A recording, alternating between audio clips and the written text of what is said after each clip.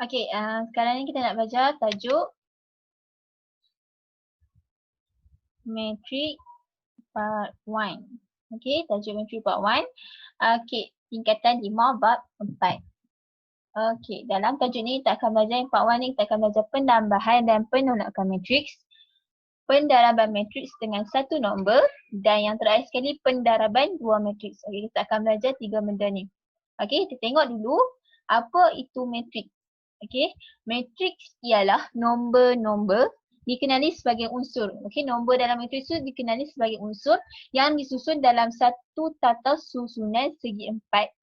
Segi empat di dalam satu kurungan besar. Okey, duduk dalam kurungan lah. Kalau nampak matriks, nampak nombor tu duduk dalam kurungan dan disusun dengan tata susunan segi empat, maka itu ialah matriks. Okey. Okey, yang seterusnya contoh, kita tengok contoh kat sini. Okey, ini contoh matriks. Okey, ini contoh bentuk matriks. Ada nombor tu disusun dalam tata susunan segi empat dan ada kurungan besar. Okey, ada kurungan besar. Okey, lagi satu benda yang kena tahu, ada baris dan lajur. Okey, baris yang mendatar, okey, yang mengufuk tu, yang mendatar itu baris dan yang tegak itu lajur. Okey, kalau contoh matriks A ni ada 2 baris dan 3 lajur. Okey, yang seterusnya peringkat matriks A. Okey, peringkat matriks ni nak tulis peringkat matriks kita tulis macam ni, 2 darab dengan 3. Okey, 2 darab dengan 3. 2 ni kita wakilkan sebagai bilangan baris. Yang macam kat atas ni ada 2 baris, kemudian 3 ni ialah lajur.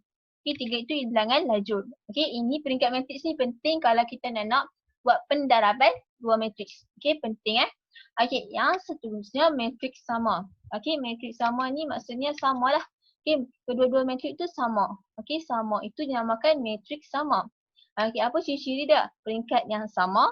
Okey, peringkat matriks yang sama. Okey, maksudnya bilangan lajur dan baris dia semua sama. Okey, unsur-unsur sepadan adalah sama. Maksudnya kat sini semua dalam nombor dalam matriks tu semua sama. Okey, sebiji, semua sama. Okey, yang seterusnya penambahan matriks. Okey, penambahan matriks, contoh kat sini, maksud penambahan ni maksudnya kita tambah je lah. Okey, kita tambah dengan nombor yang duduk di peringkat matriks yang sama. Okey, duduk keadaan yang sama. Contoh kat sini AB tambah CD. Okey, A tu ditambahkan dengan C sebab C tu duduk kedudukan yang sama dengan A. Okey, sama juga D tu ditambahkan dengan B sebab D duduk di peringkat matriks yang sama dengan D. Okey, sama juga yang bawah-bawah tu. Okey, sama juga. Okey, tengok contoh kat sini, 7, 2, negatif 3, 6. Itu matriks pertama. Matriks kedua, negatif 1, 3, 4, 5.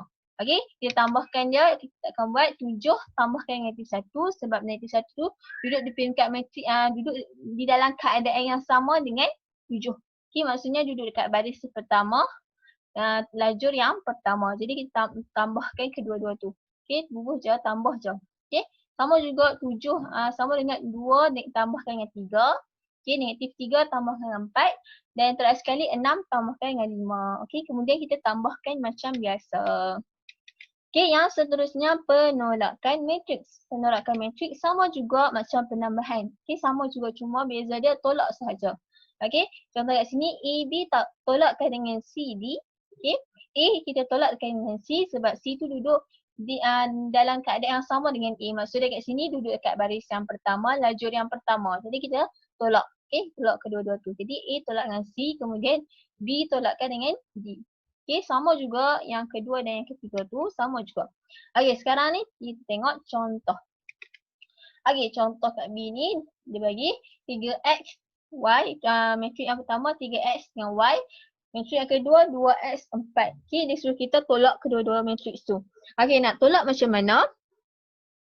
3x tu tolak sahaja dengan 2x. Sebab apa? Sebab 2x tu duduk keadaan yang sama dengan 3x. Maksud keadaan yang sama ni maksudnya duduk dalam baris dan lajur yang sama lah. Contoh 3x dengan 2x ni duduk dalam baris yang pertama, lajur yang pertama. Jadi kita tolak kedua-dua tu. Okay, sama juga dengan y. Y kita tolakkan dengan 4 sebab 4 duduk keadaan yang sama dengan y sebab 4 duduk dalam baris yang kedua, lajur yang pertama. Sama juga dengan y, baris yang kedua, lajur yang pertama. Okey, jadi kita tolak kedua-dua tu. Okey, jadi kat sini 3x tolak 2x akan dapat x. Kemudian y tolakkan dengan 4. Okey, tak boleh tolak, jadi kita biarkan sahaja. Okey, yang seterusnya pendaraban matriks dengan satu nombor. Okey, kita tengok pendaraban matriks dengan satu nombor. Okey, tengok contoh kat sini K. Okey, K tu satu nombor lah. Okey, satu K tu bubuhkan sebagai satu nombor. Okey, nombor apa-apa pun tak apa. AB tu matriks lah. Okey, jadi kalau kita K ni duduk di luar bermakna K tu kena darab bawa masuk. Okey, darab bawa masuk. Okey, jadi K kena darabkan dengan A. Okey, jadi KA. Kemudian K darabkan dengan B. Jadi KB. Okey, darab bawa masuk sahaja. Okey, macam biasa sahaja. Okey. Seterusnya sama juga kalau dalam keadaan yang kedua tu sama juga. K darab bawa masuk je dengan A dengan B tu. Okey, jadi KA dengan KB. Okey, sama juga. Yang ketiga pun sama juga, darab bawa masuk. Okey, darab bawa masuk, darabkan dengan semua nombor. Okey. Okey, contoh, kita tengok contoh kat sini. Bagi kat sini 5, 2, 7, 1 tolakkan dengan 3. Okey, 3 tu kita kena darab bawa masuk dulu. Okey, 3 tu kena darab bawa masuk dulu. Okey, 3 tu kena darab bawa masuk. Kalau kita darab bawa masuk, dia akan jadi 3 darabkan dengan 2, 6. Kemudian 3 darabkan dengan 0, 0. Kemudian 3 darabkan dengan 2, 6. And last kali 3 darabkan dengan negatif 3. Okey, jadi negatif 9. Okey, darab bawa masuk. Lepas darab bawa masuk semua tu, baru kita boleh tambah dan tolak tiga-tiga matrik itu. Okey, macam yang dah tulis kat sini dah. Okey. Okey, tambah dengan tolak macam biasa je. Okey, tambah dengan tolak dengan nombor yang keadaan yang sama dengan nombor yang pertama tu. Okey. Okey, yang seterusnya pendaraban dua matriks. Okey, pendaraban dua matriks ni, okey, contoh pendaraban dua matriks tu macam kat dalam gambar ni lah. A, B darabkan dengan CD. Okey. Kalau pendaraban dua matriks ni maksudnya keadaan yang tak sama. Maksudnya kat sini dua-dua matriks tu tak duduk dalam keadaan yang sama, peringkat yang tak sama. Maksudnya contoh yang pertama ni, matrik yang pertama ni dia punya peringkat matrik dia 1/2. Maksudnya baris yang pertama ada satu baris, dua lajur. Okey, untuk matrik yang kedua ni ada dua baris, satu lajur. Okey, maksudnya kita darabkan macam mana kita nak darabkan kalau dua kurungan macam ni. Kita tak boleh darab macam biasa, macam kita darab dalam nombor biasa. Matriks ni berbeza. Okey, dia berbeza. Okey, tengok kat sini dia macam berbeza. AC tambahkan dengan BB. Okey. Jadi keadaan dia macam ni. Walaupun soalan dia punya dua-dua matrik ada dua nombor, tapi bila kat jawapan ada satu nombor sahaja. Okey, itu kita akan tengok segi macam mana cara kita nak selesaikan. Okey, ini contoh-contoh dia. Okay, ada boleh dalam keadaan ada dua nombor, ada boleh matrik yang pertama ada 4 nombor, matrik kedua ada dua nombor, ada boleh juga matrik pertama ada 4, matrik kedua pun ada 4. Okey, ada boleh. Boleh ada macam-macam keadaan. Okey, sama juga yang last kali tu pun sama juga. Okey. Okey, kita tengok yang seterusnya, kita tengok kaedah. Okay, macam mana kita nak selesaikan pendaraban dua matriks ni. Okey, kaedah untuk menyelesaikan pendaraban dua matriks ni ada. Okay, cikgu nak tunjukkan dua kaedah. Okay, ada juga kaedah lain tapi cikgu nak tunjuk dua kaedah. Yang pertama kaedah roko. Okay, kaedah roko ni maksudnya row and column. Okay, baris dan lajur. Row and column lah, kita pendekkan jadi roko. Okay, row and column. Okay, yang kedua menggunakan kalkulator. Okay, yang kedua menggunakan kalkulator. Okay, yang pertama contoh keadaan. Contoh kalau kita, yang tadi tu cikgu tunjuk contoh kalau dalam keadaan A, B, C, D. Situ yang ni, tapi yang ni cikgu nak tunjuk contoh dalam keadaan nombor pula. Okay, macam ni.